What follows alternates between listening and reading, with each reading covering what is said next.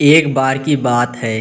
गौतम बुद्ध अपने शिष्यों के साथ बैठकर उन्हें कुछ समझा रहे थे।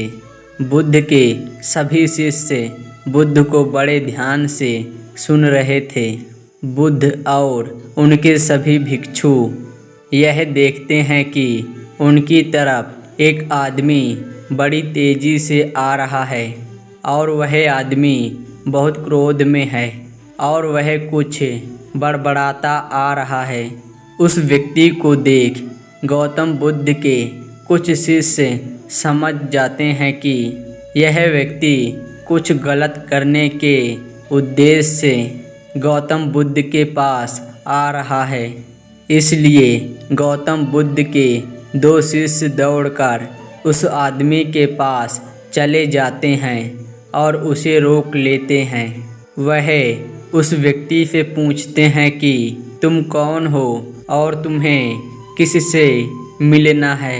वह व्यक्ति गौतम बुद्ध के शिष्यों से कहता है कि मेरे रास्ते से हट जाओ, आज मैं इस बुद्ध को सबक सिखाकर ही रहूँगा।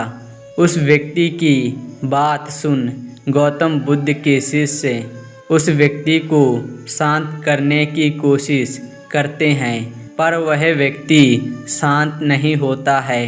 बुद्ध उस व्यक्ति को देखते हैं और मुस्कुराते हैं। फिर अपने शिष्यों से कहते हैं कि मेरे प्रिय भिक्षुओं, उसे आने दो मेरे पास, वह मुझसे कुछ कहना चाहता है।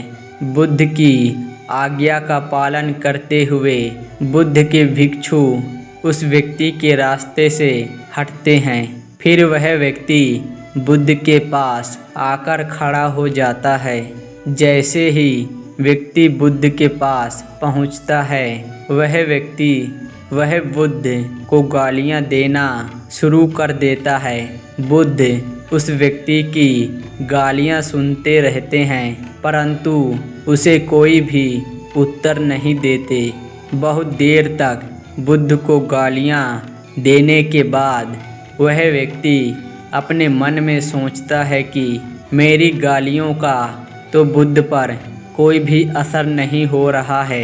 इसलिए उस व्यक्ति का क्रोध और भी ज़्यादा बढ़ जाता है और वह व्यक्ति बुद्ध के ऊपर थूक देता है।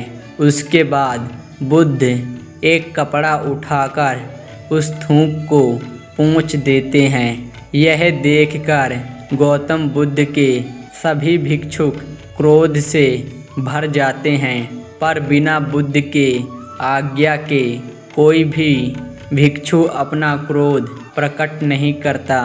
वह व्यक्ति दोबारा से बुद्ध के ऊपर थूकता है और बुद्ध दोबारा से एक कपड़ा उठाते हैं और उस थूक को साफ कर लेते हैं। फिर बुद्ध मुस्कुराकर इस व्यक्ति से कहते हैं कि मित्र, तुम कुछ और कहना चाहते हो।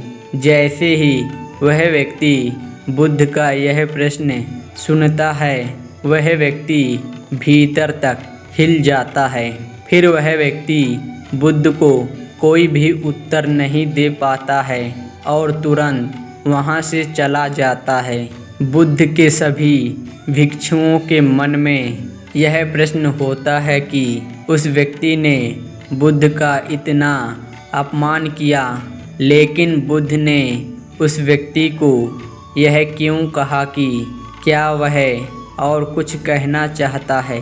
सभी भिक्षुओं में से एक भिक्षुक बुद्ध से कहता है कि आपने उस व्यक्ति से यह क्यों कहा कि क्या वह कुछ और कहना चाहता है, जबकि यह तो स्पष्ट था कि वो व्यक्ति यहाँ कुछ कहने नहीं आया था, बल्कि वह तो आपका अपमान करने आया था।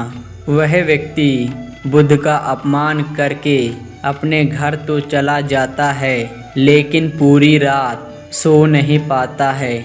उसके मन में सिर्फ यही प्रश्न घूमता रहता है कि मैंने बुद्ध का अपमान किया, उन्हें गालियां भी दी, फिर भी उन्होंने मुझसे यह क्यों पूछा कि क्या मैं कुछ और कहना चाहता हूँ, जबकि मैं वहाँ कुछ कहने नहीं बल्कि उनका अपमान करने गया हुआ था।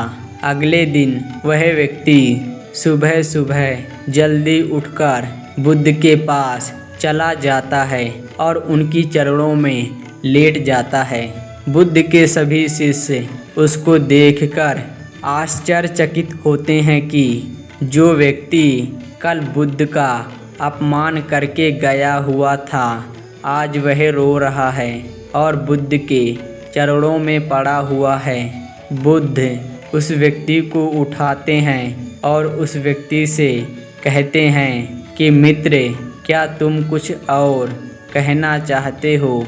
इतने में ही बुद्ध का एक भिक्षुक बुद्ध को टोकता है और उनसे पूछता है कि बुद्ध, जब कल यह व्यक्ति आपका अपमान कर रहा था तब भी आपने यही बात कही थी कि क्या तुम्हें कुछ और कहना है, और आज यह व्यक्ति आपके चरणों में पड़ा रो रहा है, आप तब भी यही बात कह रहे हैं। इसका क्या अर्थ है? बुद्ध कृपया कर समझाइए हमें। बुद्ध कहते हैं कि बात को कहने के लिए शब्द असमर्थ है। कल भी यह व्यक्ति मुझसे कुछ कहना चाहता था पर शब्द असमर्थ थे, इसलिए क्रोध में आकर उसने मुझ पर थूककर वो बात मुझसे कहने का प्रयास किया, और आज भी शब्द असमर्थ हैं और उसकी जगह इसके आंसू कह रहे हैं जो यह कहना चाहता है। उसके बाद वह व्यक्ति बुद्ध से कहता है कि बुद्ध, मुझे क्षमा कीजिए, मैंने आपका अपमान किया है। बुद्ध कहते हैं कि तुम्हें क्षमा मांगने की कोई भी आवश्यकता नहीं है, क्योंकि क्रोध भी तुमने किया और उसकी पीड़ा भी तुमने ही पाई है। इसमें तुमने दूसरे किसी को क्या नुकसान पहुंचाया है?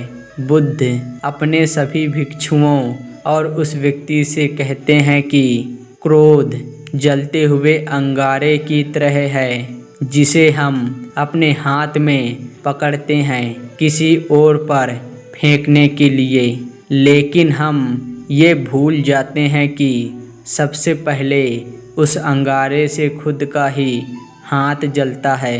धन्यवाद दोस्तों।